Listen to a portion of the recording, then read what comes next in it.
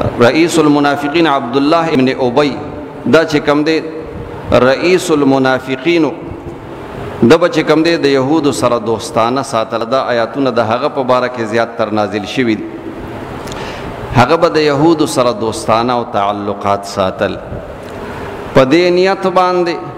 چې که یره په دې مسلمانانو باندې دا یهودیان غالب شو نو زما به ورسره د مخکې نه دوستانه نو ما ته به بیا چې کوم دی څه مشکلات نه وي.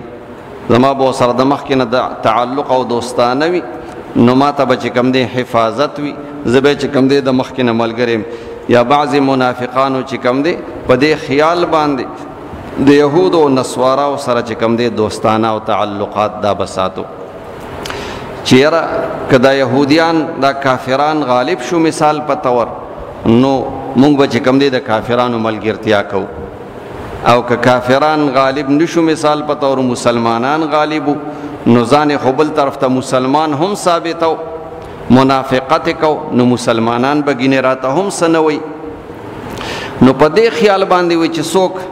د یهودو او نصواراو سره دوستانه او تعلقات ساتي نو د هغوی په کفر کې بیا چې کوم دی وایي څه شک نشته. نو د دې یرې نه د کافرانو سره دوستانه او تعلقات ساتل چې د کافرانو د ضرر او د نقصان نه زه محفوظ او بچ پاتې شم. نو مفسرین حضرات فرمای چې د دې سړي په کفر کې بیا شک نشته ځکه چې د ده دا خیال دی چې کافران غالب شو نو زه به کفر طرف ته ځم. که مسلمان غالب شو مثال په طور نو زه به بیا مجبوراً مسلمان طرف ته ځم. نور په زړه کې د مسلمان خلاف وي.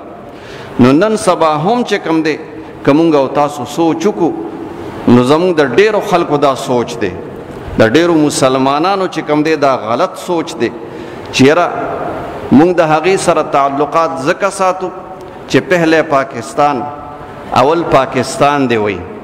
او بیا وروستو چې کوم دی افغانستان دی او بیا وروستو بل د مسلمانانو ملک دی. دا ستاسو چې کوم دی غلط فهمي ده.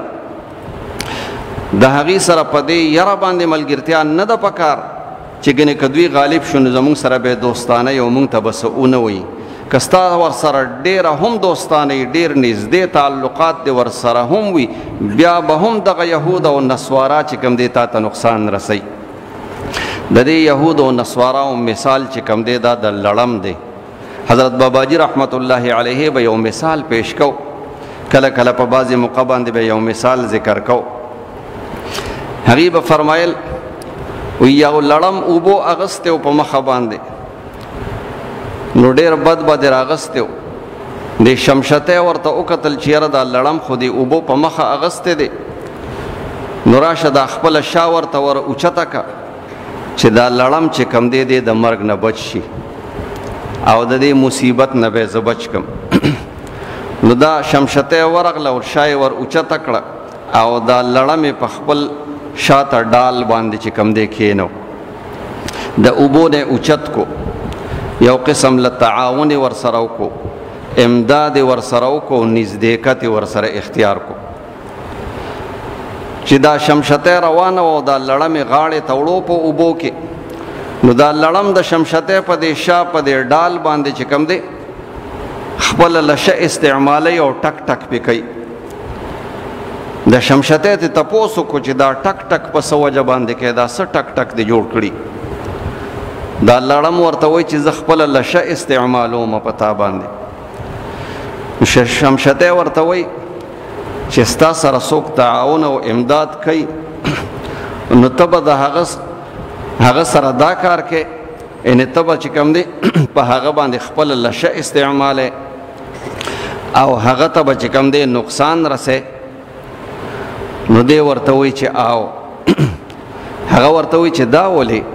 نو دا لړم ورته وایي چې دا زما عادت دی چې څوک زما سره تعاون کوي نو زه به هغه ته چې کوم دی نقصان رسوم. شمشتی ورته وایي چې ستا دا عادت چې د دې یهود او نصواراو مثال چې کوم دی دا د لړم دی. دا چې کله اوبو په مخه راغستی د یهود او نصوارا په نقصان کې نو ای مسلمانه ته دا نیت مکوه چې زه به د یهود او نصواراو سره امداد او تعاون وکړم او دی به زما په ښه باندې راشي. که په داسې موقع کې ورسره هم ته امداد کې دا یهود او نصوارا به چې کوم دی دا ستا په ښه نه راځي، دا به چې کوم دی تا ته نقصان استعمالی، دغې لړم په شان به ستا په شا باندې چې کوم دی هغه لشه استعمالی، څنګه چې دغې لړم د شمشتۍ په شا باندې چې کوم دی خپله لشه استعمالوله او ټک وله چې کوم دی ورکوي. نو ای عزتمند مسلمانه، دا تا ته په قرآن کریم کې بار بار راغلی دي،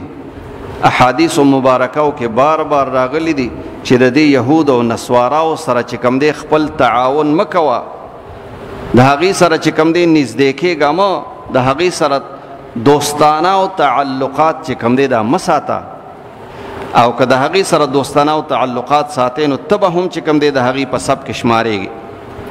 ومن يتولهم منكم فإنه منهم ان الله لا يهدي القوم الظالمين. څوک چې د دوی سره دوستانه او تعلقات ساتي نو دغه سړی چې کوم دی وایي ظالم دی او الله پاک چې کوم دی ظالمانو ته هدایت نه کوي. عزتمندو د یهودو او نصواراو نه چې کوم دی ځان ساتل پکار دي، د هغې سره امداد او تعلق، د هغې سره دوستانه ساتل. البته چې کله دوی اسلام ته نقصان نه رسوي، مسلمانانو ته نقصان نه رسوي، مسلمانان او علماء کرام د هغې سره چې کوم دی معاهده یا صلح مصلحت ګڼي نو په هغې موقع باندې د حالاتو مطابق چې کوم دی علماء کرام فیصله کولی شي.